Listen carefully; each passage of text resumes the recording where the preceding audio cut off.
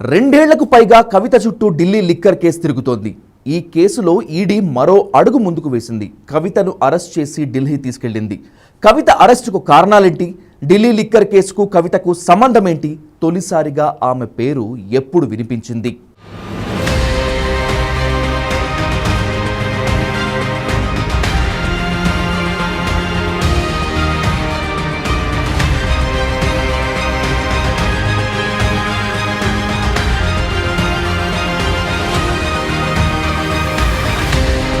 Delhi liquor కేసులో Amit అరోరాను arrest చేసింది CBI. మద్యం పాలసీ రూపకల్పనలో ప్రైవేట్ వ్యక్తులు ఉన్నారనే విషయాన్ని గుర్తించింది. అమిత్ అరోరా రిమాండ్ రిపోర్ట్లో మొదటిసారిగా కవిత పేరును ప్రస్తావించింది సిబిఐ. ఆ తర్వాత ఈ కేసులోకి ఈడీ కూడా ఎంట్రీ ఇచ్చింది. 100 కోట్ల రూపాయల ముడుపులను సౌత్ గ్రూప్ చెల్లించినట్లు సిబిఐ తేల్చింది. సౌత్ గ్రూప్ను నియంత్రించింది శరత్ రెడ్డి, కవిత, ఎంపీ మాగుంట అని ఈడీ అధికారులు చెప్తున్నారు. సౌత్ గ్రూప్ ద్వారా 100 కోట్లను విజయ్ నాయర్కు చేల్చినట్టుగా ఈడీ తేల్చింది.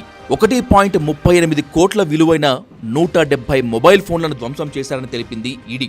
వీటిలో కవిత 2 నెంబర్లు, 10 మొబైల్ ఫోన్లు వాడినట్లుగా పేర్కొంది. కవిత వాడిన 10 ఫోన్లు ఆధారాలు దొరకకుండా ధ్వంసం చేశారని ఈడీ రిమాండ్ రిపోర్ట్లో తెలిపింది.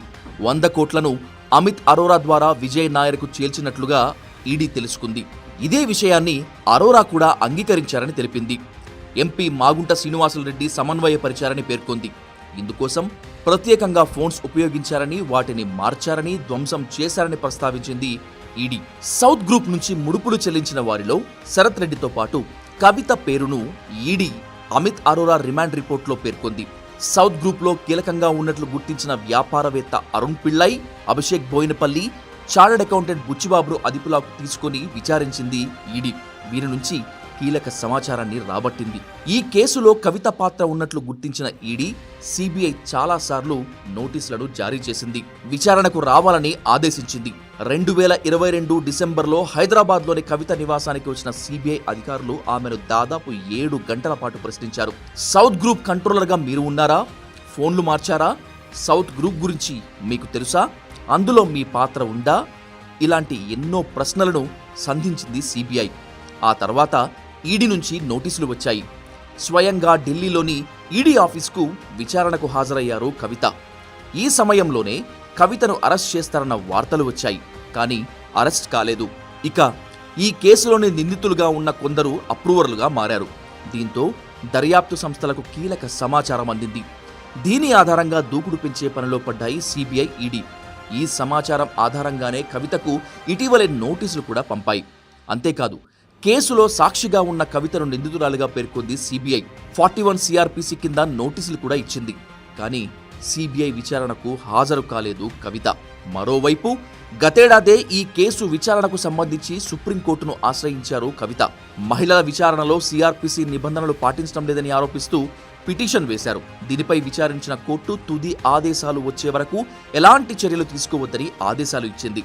కొద్ది నెలలుగా వాదనలు కొనసాగుతున్నాయి. తాజాగా విచారించిన కోర్టు కవిత పిటిషన్పై ఈ నెల 19కి విచారణ వాయిదా వేసింది. ఓవైపు విచారణ సాగుతుండగానే కవితకు వారెంట్ ఇచ్చిన అధికారులు ఆమె వాంగ్మూలాన్ని రికార్డు చేసి అరెస్ట్ చేశారు. 2021 జనవరి 5న లిక్కర్ పాలసీ రూపకల్పనకు ఢిల్లీ ప్రభుత్వం మంత్రుల బృందంతో ఓ కమిటీ వేసింది. అదేడాది మే 21న ఎలాంటి సవరణలు లేకుండానే ఆమోదం తెలిపింది. జూలై 20న కేంద్ర హోంశాఖకు వినయ్ కుమార్ సక్సేనా లేఖ రాశారు. 2022 August 17 Delhi deputy CM Manish సిసోడియాపై కేసు నమోదైంది. అదే ఏడాది సెప్టెంబర్ 21న సిబిఐ ఎఫ్ఐఆర్ ఆధారంగా ఈడీ దర్యాప్తు చేసింది.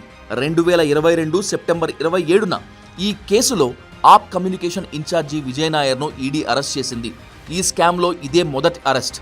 ఆ తర్వాత 28న ఇండో స్పిరిట్స్ యజమాని సమీర్ మహేంద్రు అరెస్ట్ అయ్యాడు.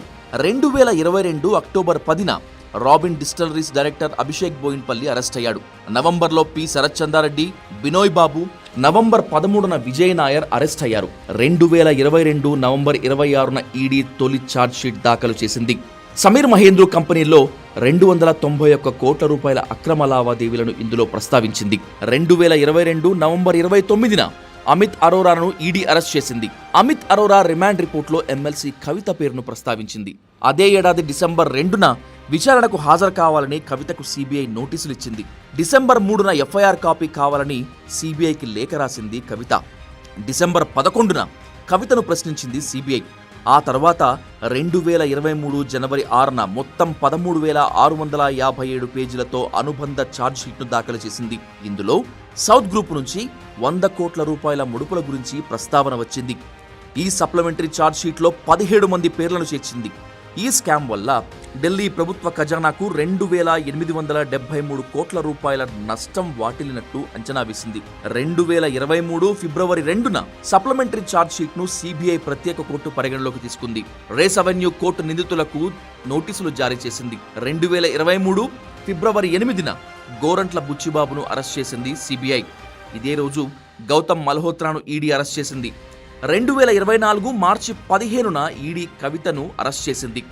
మరోవైపు ఈడీ కుట్రపూరితంగా వ్యవహరిస్తోందని బీఆర్ఎస్ నేతలు ఆరోపించారు. అయితే కేసు నమోదు నుంచి కవితను అరెస్ట్ చేసే వరకు ఈడీ రూల్స్ ఎక్కడా బ్రేక్ చేయలేదు.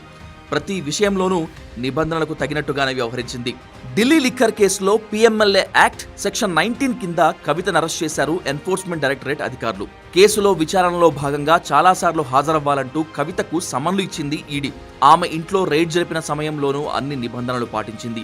రైడ్స్ కి సంబంధించి పూర్తి సమాచారాన్ని ముందే ఇచ్చారు. అరెస్ట్ సంగతి ఫ్యామిలీకి వివరంగా చెప్పి రూల్ ప్రకారమే అరెస్ట్ చేశారు. ఇక అరెస్ట్ తర్వాత కోర్టులో హాజరుపరచడానికి 24 గంటల సమయం ఉంటుంది. కవితకు ఈ హక్కును ఈడీ వివరంగానే వివరించింది. బీఆర్ఎస్ నేతలు అంటున్నట్లు సుప్రీంకోర్టుకు అండర్టేకింగ్ ఇచ్చినా కవితను అరెస్ట్ చేస్తున్నారన్న వాదనలో నిజం లేదు. కవితను అరెస్ట్ చేయవద్దని సుప్రీంకోర్టు ఎక్కడా చెప్పలేదు. ఈ విషయంలో ఎలాంటి మధ్యంతర ఆదేశాలు జారీ చేయలేదు.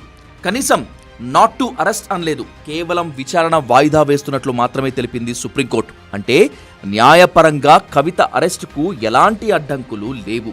దీంతో రూల్స్ అనుసరించి కవితను అరెస్ట్ చేసింది ఈడీ. లిక్కర్ కేసులో మొదటి నుంచి ఈడీ ఏం చేసినా చట్ట ప్రకారమే చేసింది. తమ వ్యవహార శైలిపై ఎక్కడా విమర్శలు రాకుండా జాగ్రత్త పడింది. ప్రతి అంశంలో చట్ట ప్రకారమే నడుచుకుంటున్నారు ఈడీ అధికారులు.